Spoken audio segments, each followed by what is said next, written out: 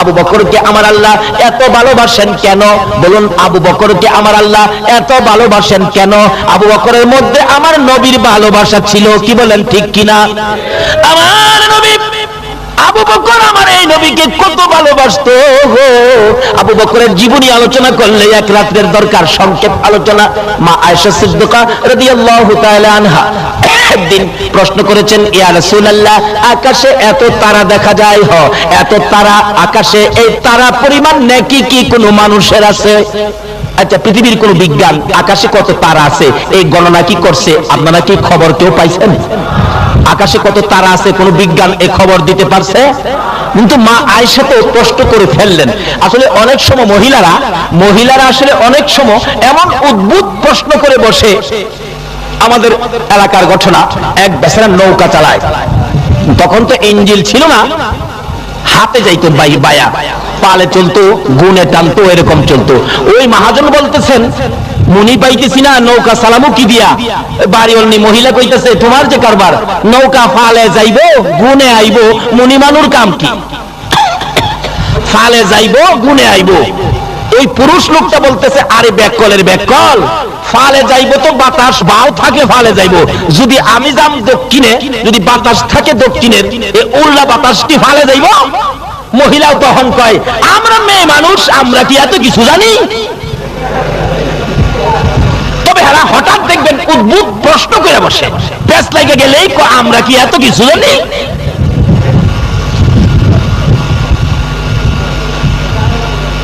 মা আয়েশা বলেন, ইয়া রাসূলুল্লাহ, আকাশে কত তারা, এই পরিমাণ নেকি কি কোনো মানুষের আছে? আচ্ছা কত? এই প্রশ্নের জবাব আমরা নবী ছাড়া পৃথিবী আর কেউ দিতে পারবে? কিন্তু যে নবীর কাছে প্রশ্ন করছে, এই নবী আকাশে কত তারা আছে বলার ক্ষমতা আছে কিনা? আকাশে কত তারা আছে কেউ জানে না, কিন্তু আমার নবী জানে না। কই কি জানে না? সঙ্গে সঙ্গে বললেন, আয়েশা শোনো, আকাশের তারা বরাবর নেকি আছে হযরত ওমরের। তাহলে বুঝা গেল ওমরের নেকির খবরও নবী জানেন। কোন কি ওমরের এত নেকি? মা আয়েশা বলেন, ইয়া রাসূলুল্লাহ, আমি ভাবছিলাম কি আমার আব্বা আবু বকরের নেকি নি এই কিসিমের হয়। এবার আমার নবী বলেন, আয়েশা রে, ওমরের নেকির খবর দিলাম, শুনো তোমার আব্বার নেকির খবর। মা আয়েশা ভাবতেছেন, আব্বার নেকি কি ওমরের চেয়ে আবার কম হয়ে যায়? আয়েশা, সমস্ত পৃথিবীর আমার উম্মতের নেকি যদি আকাশের তারা বরাবর ওমরের মতো হয়, সমস্ত পৃথিবীর উম্মতের নেকি যদি ওমরের মতো আকাশের তারা বরাবর হয়, আর সমস্ত পৃথিবীর উম্মতের নেকি যদি এক পাল্লায় তুলে দেওয়া হয়, তোমার বাবা আবু বকরের একটা রাতের নেকি যদি আরেক পাল্লায় তুলে দেওয়া হয়, তোমার বাবার এক রাতের নেকির সাথে ওজনে কুলাবে না। মা আয়েশা সিদ্দিকা বলেন, এখন খুশি না বেজার? মা আয়েশা বলেন, ইয়া রাসূলুল্লাহ, এই রাত্রগুলি কোনটা আমার বাবার এত নেকি পাইলো, ওই রাত্রগুলি কোনটা জানিয়ে দেন। আমার নবী দুইটা চোখের পানি জর্জর করে ছেড়ে দিলেন। আয়েশা রে, যেদিন আমি মক্কাবাসীর যন্ত্রণায়, মক্কাবাসীর নির্যাতনে মক্কা থেকে হিজরত করে মদিনায় যাব রে আয়েশা, আমি তোর বাবা আবু বকরের কানে কানে 6 মাস আগে বলেছিলাম, আবু বকর মক্কায় থাকতে পারবো না, মন কয় হিজরত করতে হবে মদিনায়, কিন্তু সঙ্গী হবে তুমি আবু বকর। আয়েশা, ওই দিন থেকে 6 মাস পর তোমার বাবা আবু বকরের ঘরের দরজায় গভীর রাত্রে যাইয়া আওয়াজ দিয়ে ডাক দিয়েছিলাম, আবু বকর সঙ্গে সঙ্গে জবাব দিলেন, লাব্বাইকা ইয়া রাসূলুল্লাহ, আপনার গোলাম হাজির। হিজরতের সামান কাঁধে লইয়া পিছনের জানালাটা বাহির হইয়া নবীর সামনে, আবু বকর তুমি কেমনে জানো আজকে আমি তোমাকে ডাক দিব? ডাকের সঙ্গে সঙ্গে বাহির হয়ে গেলে, ইয়া রাসূলুল্লাহ, আজ থেকে 6 মাস আগে বলেছিলেন হিজরত করবেন, মায়ের দেশ বাবার দেশ ছেড়ে যাবেন গো, আর সঙ্গী হব আমি আবু বকর। ওই দিন থেকে আমি আবু বকর, আজকে 6টা মাস পার হয়ে গেল, 6টা মাসের মধ্যে আরামের বিছনা হারাম করে দিয়েছি গো আল্লাহর বন্ধু। এশারের নামাজ পড়ে হিজরতের সামান কাঁধে লইয়া দরজার কিনারে দাঁড়ায়, রাসূল কোন সময় আমার আবু বকর কইয়া ডাক মারে। এই এশারের পর থেকে দাঁড়াইয়া থাকতে থাকতে ফজর পর্যন্ত দাঁড়াইয়া থাকি। আল্লাহর কসম করে বলি গো আল্লাহর বন্ধু, এই 6 মাসের মধ্যে একদিন আবু বকর পিঠ লাগাই না। হুজুর চলুন, দেরি করা যাবে না, ওই তো পিছনে শত্রুর আওয়াজ শোনা যায়। আমার নবীকে লইয়া আবু বকর হাঁটতে শুরু করলে রাসূল বলেন, আবু বকর রে, সন্তানের মায়া করলি না, বাড়ি ঘরের মায়া করলি না, আমি নবীর মায়ায় সব ছেড়ে রওনা হয়ে গেলি। আবু বকর বললেন, ইয়া রাসূলুল্লাহ, শুধু সন্তানের মায়া নয়, বাড়ি ঘরের মায়া নয়, প্রয়োজন হলে আমি আবু বকরের জীবনটা পর্যন্ত আপনার রাসূলের জন্য দিয়ে দিব। তোর বাবা আমি নবীর ভালোবাসায় যে রাত্রগুলো কাটাইছিল, এর এক একটা রাত্রের বিনিময় আমার আল্লাহ এই পরিমাণ নাকি আবু বকরকে দান করেছে।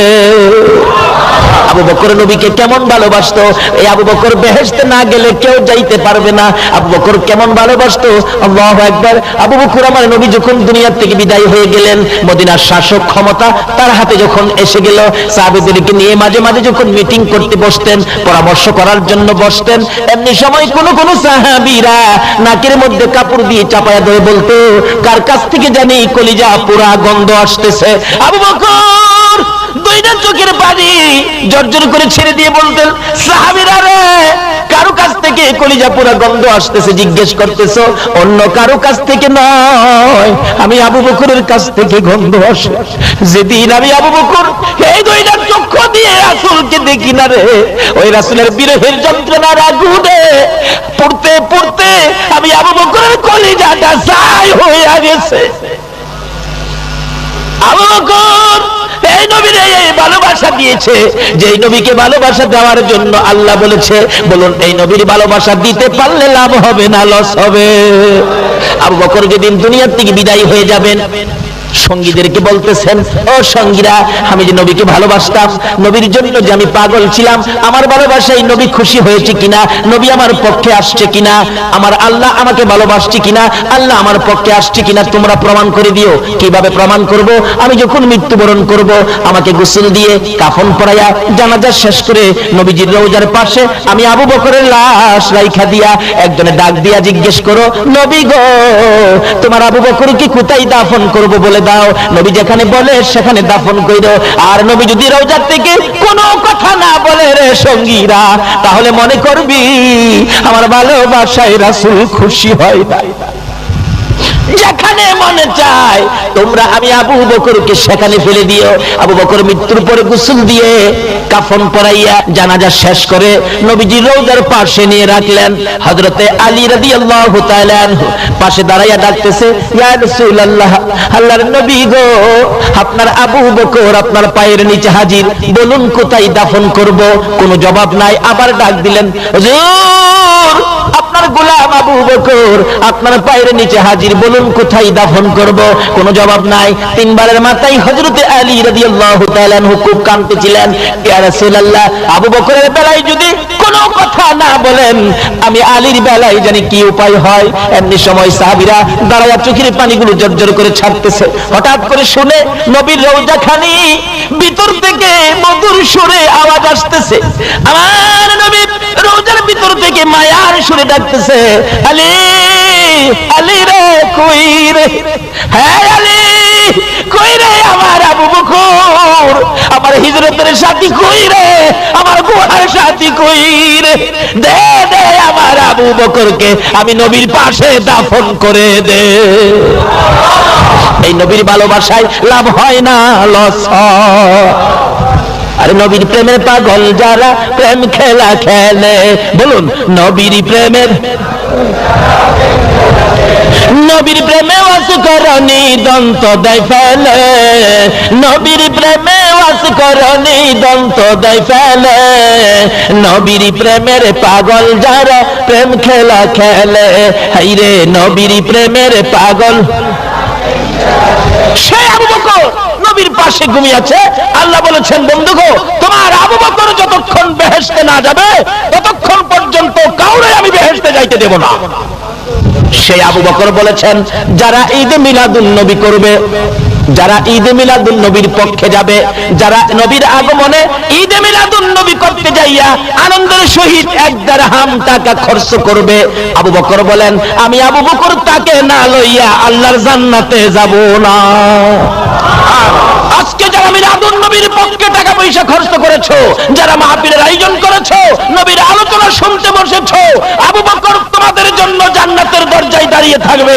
যতক্ষণ তোমাদেরকে জান্নাতে না দেবে ততক্ষণ পর্যন্ত আবু বকর জান্নাতে ঢুকবে না। ঈদে মিলাদুন নবীর পক্ষে থাকলে লাভ হবে না লস হবে? কোন নবীর মিলাদ? যে নবীর সৃষ্টি না হইলে জগৎ সৃষ্টি। হাদিসে কুদসি লাউলা কালামা খলাকতুল আফলাক, আল্লাহ নিজে বলছেন এই নবীকে সৃষ্টি না করলে জগতের সৃষ্টি হতো না। এই নবী যে কেমন নবী, এই নবী যে কত ভালোবাসার নবী, এটা বোঝানোর জন্য আল্লাহ কত সিস্টেম করেছে। দেখেন, বলুন তো মাথার টুপিটা এটা কার স্মরণে দেওয়া হয়? কার স্মরণে? আরো জোরে কর। নবী। নবী মাথার টুপি কি? নবী। দাড়ি, পাঞ্জাবি, আজানের মধ্যে নবী আছে, আজানের মধ্যে, আকামতের মধ্যে, নামাজের মধ্যে সালাম দিতে হয় কিনা? কেউ যদি করে নবী তো আমরার মতো নই, নবী তো আমরার মতো নই, সালাম দেউন লাগবে হেন নবীরে। আজকা সালাম নবীরে না দিয়া আমরার মহল্লার চেয়ারম্যান সাহেবরে দাঁড়ায় নামাজ হইব? নবী তো আমরার মতো নই। আজকে আজানের মধ্যে নবীর নাম না কইয়া ইমাম সাহেবের নামটা কইলাম, মুয়াজ্জিনের সারি থাকবো? আছে না এক জাতের ভাইরা, নবী তো আমরার মতো নই, আছে না? আছে না? আচ্ছা কোন তো দেখলে একরকম হইলেই কি মতন হয়? আচ্ছা আমরার মতন তো একজন মন্ত্রী, মন্ত্রী রাস্তাটা গাড়ি লিয়ে গেলে দেখছি পুলিশ বাসি ফুয়ায় সার্জেন্ট মার্জেন্ট মাথা গরম করেলা, কত পাহারা কত কিছু। আচ্ছা আমরা তো মন্ত্রীর মতো নই, আমরা গেলে কি ওই বাসি ফুয়া?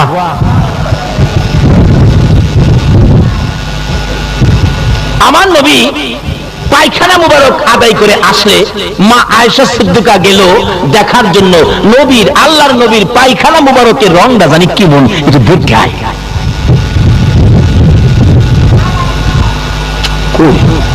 নবীজি দেখতেছে, ফিরে আইছে। আয়েশা কই গেছিলা?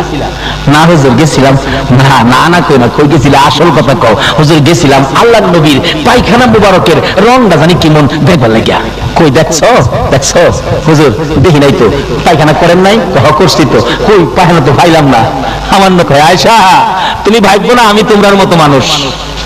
আমি নবী যখন পায়খানা করতে বসি জমিন হা করে থাকে আমি নবীর পায়খানা মুবারক খাওয়ার জন্য, জমিন হা করে থাকে নবীর পায়খানা খাওয়ার জন্য।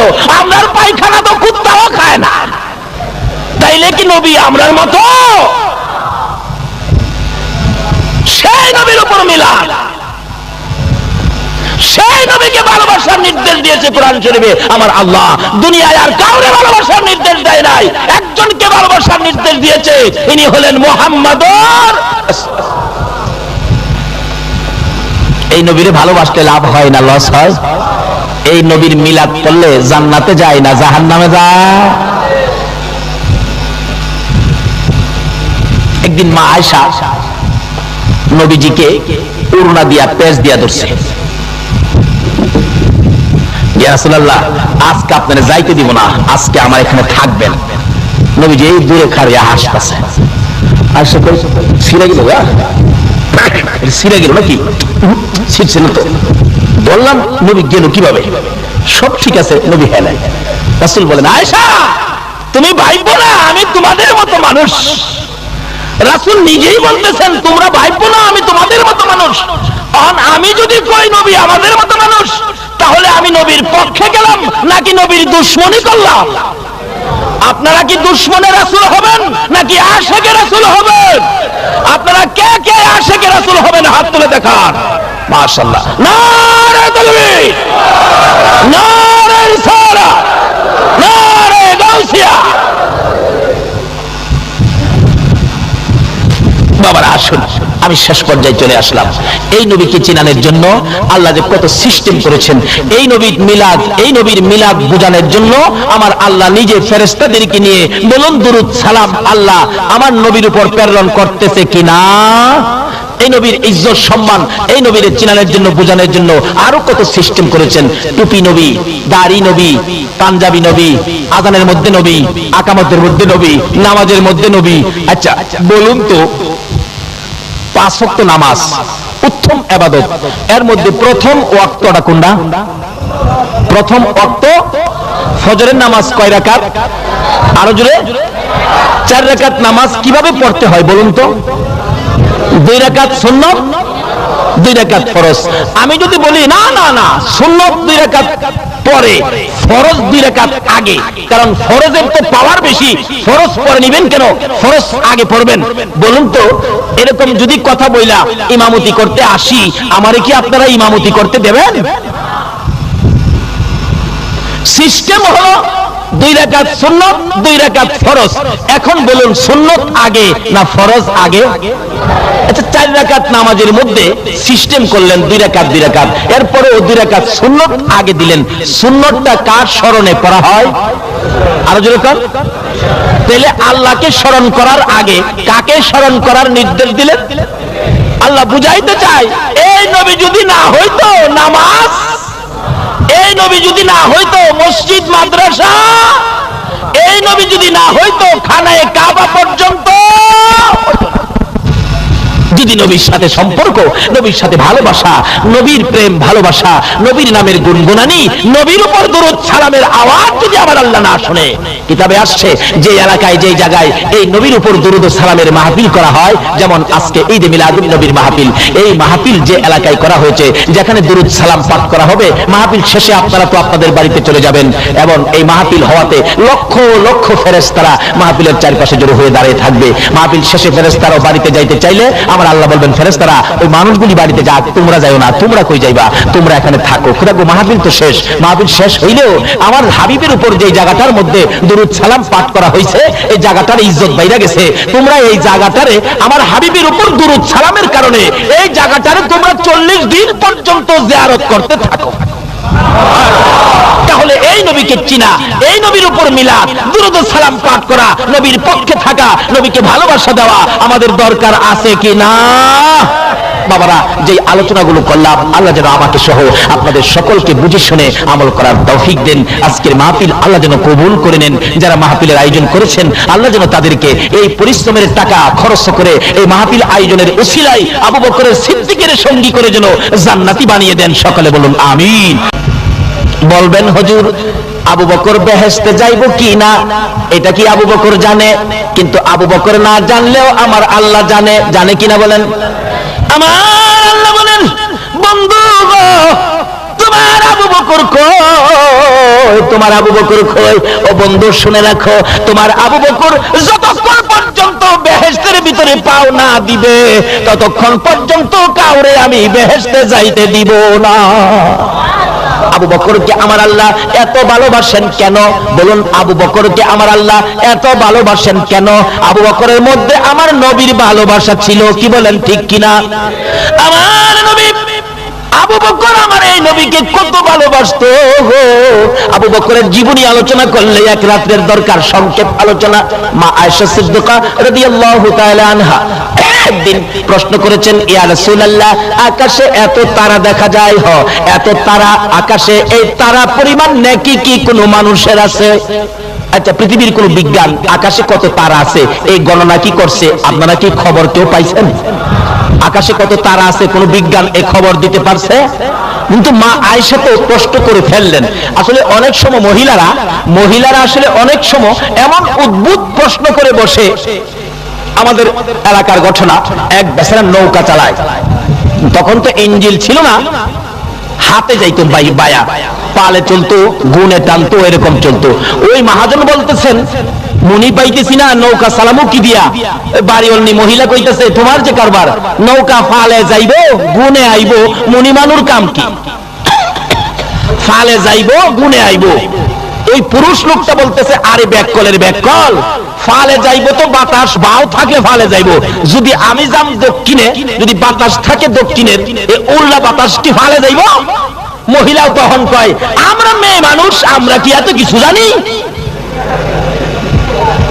তবে এরা হঠাৎ দেখবেন উদ্ভুত প্রশ্ন করে বসে, প্যাস লাগে গেলেই আমরা কি এত কিছু জানি?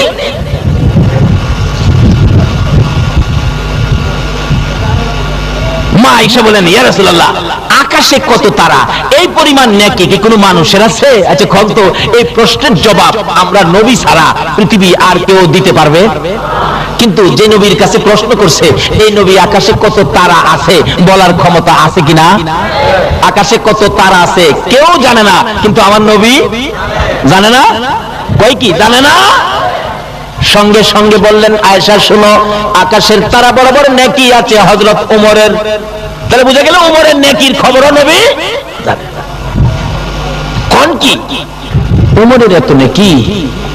মা আয়েশা বলেন, ইয়া রাসূলুল্লাহ, আমি ভাবছিলাম কি আমার আব্বা আবু বকরের নেকি নি এই কিসিমের হয়।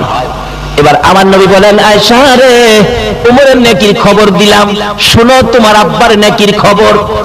মা আয়েশা ভাবতেছেন আব্বার নেকি কি ওমরের চেয়ে আবার কম হয়ে যায়? আয়েশা, সমস্ত পৃথিবীর আমার উম্মতের নেকি যদি আকাশের তারা বরাবর ওমরের মতো হয়, সমস্ত পৃথিবীর উম্মতের নেকি যদি ওমরের মতো আকাশের তারা বরাবর হয়, আর সমস্ত পৃথিবীর উম্মতের নেকি যদি এক পাল্লায় তুলে দেওয়া হয়, তোমার বাবা আবু বকরের একটা রাতের নেকি যদি আরেক পাল্লায় তুলে দেওয়া হয়, তোমার বাবার এক রাতের নেকির সাথে ওজনে কুলাবে না। মা আয়েশা সিদ্দিকা বলেন, এখন খুশি না বেজার? মা আয়েশা বলেন, ইয়া রাসূলুল্লাহ, এই রাত্রগুলি কোনটা আমার বাবার এত নেকি পাইলো, ওই রাত্রগুলি কোনটা জানিয়ে দেন। আমার নবী দুইটা চোখের পানি জর্জর করে ছেড়ে দিলেন। আয়েশা রে, যেদিন আমি মক্কাবাসীর যন্ত্রণায়, মক্কাবাসীর নির্যাতনে মক্কা থেকে হিজরত করে মদিনায় যাব রে আয়েশা, আমি তোর বাবা আবু বকরের কানে কানে 6 মাস আগে বলেছিলাম, আবু বকর মক্কায় থাকতে পারবো না, মন কয় হিজরত করতে হবে মদিনায়, কিন্তু সঙ্গী হবে তুমি আবু বকর। আয়েশা, ওই দিন থেকে 6 মাস পর তোমার বাবা আবু বকরের ঘরের দরজায় গভীর রাত্রে যাইয়া আওয়াজ দিয়ে ডাক দিয়েছিলাম, আবু বকর সঙ্গে সঙ্গে জবাব দিলেন, লাব্বাইকা ইয়া রাসূলুল্লাহ, আপনার গোলাম হাজির। হিজরতের সামান কাঁধে লইয়া পিছনের জানালাটা বাহির হইয়া নবীর সামনে, আবু বকর তুমি কেমনে জানো আজকে আমি তোমাকে ডাক দিব? ডাকের সঙ্গে সঙ্গে বাহির হয়ে গেলে, ইয়া রাসূলুল্লাহ, আজ থেকে 6 মাস আগে বলেছিলেন হিজরত করবেন, মায়ের দেশ বাবার দেশ ছেড়ে যাবেন গো, আর সঙ্গী হব আমি আবু বকর। ওই দিন থেকে আমি আবু বকর, আজকে 6টা মাস পার হয়ে গেল, 6টা মাসের মধ্যে আরামের বিছনা হারাম করে দিয়েছি গো আল্লাহর বন্ধু। এশারের নামাজ পড়ে হিজরতের সামান কাঁধে লইয়া দরজার কিনারে দাঁড়ায়, রাসূল কোন সময় আমার আবু বকর কইয়া ডাক মারে, এই এশারের পর থেকে দাঁড়াইয়া থাকতে থাকতে ফজর পর্যন্ত দাঁড়াইয়া থাকি। আল্লাহর কসম করে বলি গো আল্লাহর বন্ধু, এই 6 মাসের মধ্যে একদিন আবু বকর পিঠ লাগাই না। হুজুর চলুন, দেরি করা যাবে না, ওই তো পিছনে শত্রুর আওয়াজ শোনা যায়। আমার নবীকে লইয়া আবু বকর হাঁটতে শুরু করলে। রাসূল বলেন, আবু বকর রে, সন্তানের মায়া করলি না, বাড়িঘরের মায়া করলি না, আমি নবীর মায়ায় সব ছেড়ে রওনা হয়ে গেলি। আবু বকর বললেন, ইয়া রাসূলুল্লাহ, শুধু সন্তানের মায়া নয়, বাড়িঘরের মায়া নয়, প্রয়োজন হলে আমি আবু বকরের জীবনটা পর্যন্ত আপনার রাসূলের জন্য দিয়ে দিব।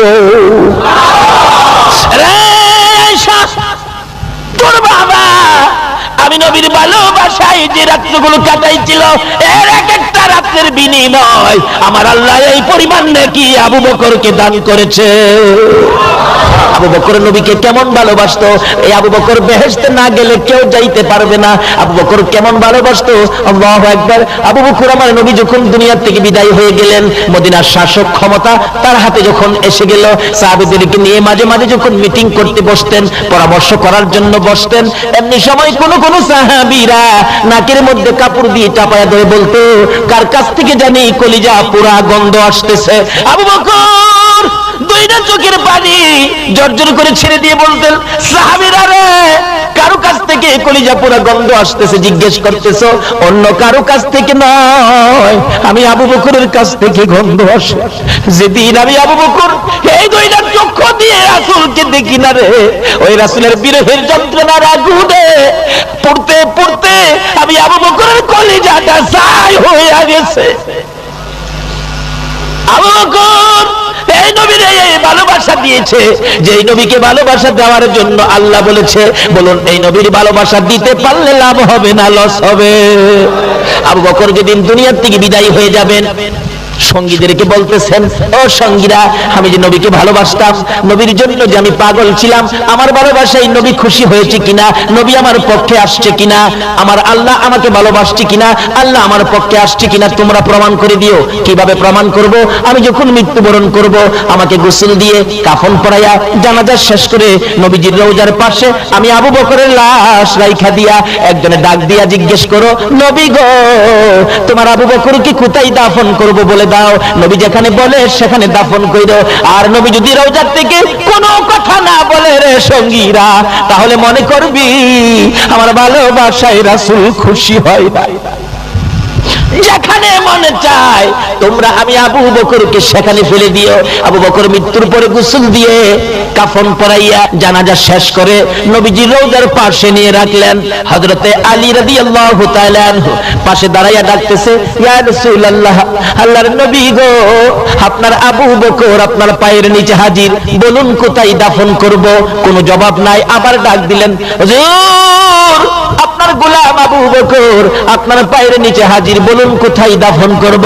কোনো জবাব নাই। তিনবারের মাথায় হযরতে আলী রাদিয়াল্লাহু তাআলা আনহু খুব কাঁদতেছিলেন, ইয়া রাসূলুল্লাহ, আবু বকরের বেলায় যদি কোনো কথা না বলেন, আমি আলীর বেলায় জানি কি উপায় হয়। এমনি সময় সাহাবীরা দাঁড়ায়া চোখের পানিগুলো জর্জর করে ছাড়তেছে। হঠাৎ করে শুনে নবীর রওজাখানি ভিতর থেকে মধুর সুরে আওয়াজ আসতেছে।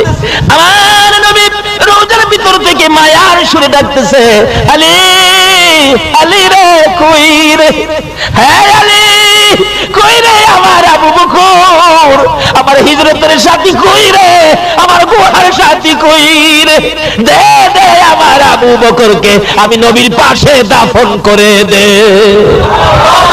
এই নবীর ভালোবাসায় লাভ হয় না, লস হয়। আরে নবীর প্রেমের পাগল যারা প্রেম খেলা খেলে, বলুন নবীর প্রেমের, নবীর প্রেমে ওয়াজ করনি দন্ত দেয় ফেলে, নবীর প্রেমে ওয়াজ করনি দন্ত দেয় ফেলে, নবীর প্রেমের পাগল যারা প্রেম খেলা খেলে, হাইরে নবীর প্রেমের পাগল। সে আবু বকর নবীর পাশে ঘুমিয়ে আছে। আল্লাহ বলেছেন, বন্ধু গো, তোমার আবু বকর যতক্ষণ বেহেশতে না যাবে ততক্ষণ পর্যন্ত কাউরে আমি বেহেশতে যাইতে দেব না। সেই আবু বকর বলেছেন, যারা ঈদে মিলাদুন নবী করবে, যারা ঈদে মিলাদুন নবীর পক্ষে যাবে, যারা নবীর আগমনে ঈদে মিলাদুন নবী করতে যাইয়া আনন্দের সহিত 1 দিরহাম টাকা খরচ করবে, আবু বকর বলেন, আমি আবু বকর তাকে না লইয়া আল্লাহর জান্নাতে যাব না। আজকে যারা মিলাদুন নবীর পক্ষে টাকা পয়সা খরচ করেছো, যারা মাহফিলের আয়োজন করেছো, নবীর আলোচনা শুনতে বসেছো, আবু বকর তোমাদের জন্য জান্নাতের দরজায় দাঁড়িয়ে থাকবে। যতক্ষণ তোমাদেরকে জান্নাতে না দেবে ততক্ষণ পর্যন্ত আবু বকর জান্নাতে ঢুকবে না। ঈদে মিলাদুন নবীর পক্ষে থাকলে লাভ হবে না, লস হবে? কোন নবীর মিলাদ? যে নবীর সৃষ্টি না হইলে জগৎ সৃষ্টি। হাদিসে কুদসি, লাউলা কালামা খলাকুল আফলাক, আল্লাহ নিজেই বলছেন, এই নবীকে সৃষ্টি না করলে জগতের সৃষ্টি হতো না। এই নবী যে কেমন নবী, এই নবী যে কত ভালোবাসার নবী, এটা বোঝানোর জন্য আল্লাহ কত সিস্টেম করেছে দেখেন। বলুন তো, মাথার টুপিটা এটা কার স্মরণে দেওয়া হয়? কার স্মরণে? আরো জোরে কর, নবী। নবী মাথার টুপি কি? নবী। দাড়ি, পাঞ্জাবি, আজানের মধ্যে নবী আছে, আজানের মধ্যে, আকামতের মধ্যে, নামাজের মধ্যে সালাম দিতে হয় কিনা? কেউ যদি নবী তো আমরার মতো নই, নবী তো আমরার মতো নই, সালাম দেউন লাগবে হেন নবীরে। আজগা সালাম নবীরে না দিয়া আমরার মহল্লার চেয়ারম্যান সাহেবরে দাঁড়ায় নামাজ হইব? নবী তো আমরার মতো নই। আজকে আজানের মধ্যে নবীর নাম না কইয়া ইমাম সাহেবের নাম দা কইলাম, মুয়াজ্জিনের সারি থাকবে? আসনা এক জাতের ভাইরা, নবী তো আমরার মতো নই। আসনা আসনা, আচ্ছা কোন তো দেখলে একরকম হইলেই কি মতন হয়? আচ্ছা, আমরার মতন তো একজন মন্ত্রী, মন্ত্রী রাস্তাটা গাড়ি লিয়ে গেলে দেখছি পুলিশ বাসি ফুয়াই, সার্জেন্ট মার্জেন্ট মাথা গরম করেলা, কত পাহারা, কত কিছু। আচ্ছা, আমরা তো মন্ত্রীর মতো নই, আমরা গেলে কি ওই বাসি ফুয়া?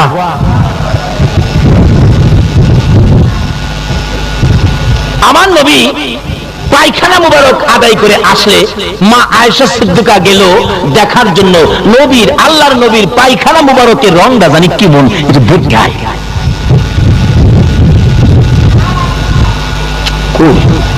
নবীজি দেখতেছে, ফিরে আইছে, আয়েশা কই গেছিলা? না হুজুর গেছিলাম। না না না কই না, কই গেছিলা? আসল কথা কও। হুজুর গেছিলাম আল্লাহর নবীর পায়খানা মুবারকের রংটা জানি কেমন দেখবার লাগিয়া। কই দেখছো? দেখছো? হুজুর দেখি নাই তো। পায়খানা করেন নাই? করছি তো। কই পায়খানা তো পাইলাম না। আমার না কয় আয়েশা তুমি ভাববো না আমি তোমরার মতো মানুষ। আমি নবী যখন পায়খানা করতে বসি জমিন হা করে থাকে আমি নবীর পায়খানা মুবারক খাওয়ার জন্য, জমিন হা করে থাকে নবীর পায়খানা খাওয়ার জন্য। আমরার পায়খানা তো কুত্তাও খায় না, তাইলে কি নবী আমরার মতো? সেই নবীর উপর মিলাদ, সেই নবীকে ভালোবাসার নির্দেশ দিয়েছে কোরআন শরীফে আমার আল্লাহ। দুনিয়ায় আর কাউরে ভালোবাসার নির্দেশ দেয় নাই, একজনকে ভালোবাসার নির্দেশ দিয়েছে, ইনি হলেন মুহাম্মাদুর। এই নবীরে ভালোবাসতে লাভ হয় না লস হয়? এই নবীর মিলাদ করলে জান্নাতে যায় না জাহান্নামে যায়? একদিন মা আয়েশা নবীজিকে উড়না দিয়া পেঁচ দিয়া ধরছে, ইয়া রাসূলুল্লাহ আজকে আপনারা যাইতে দিব না, আজকে আমার এখানে থাকবেন। নবীজি এই দূরে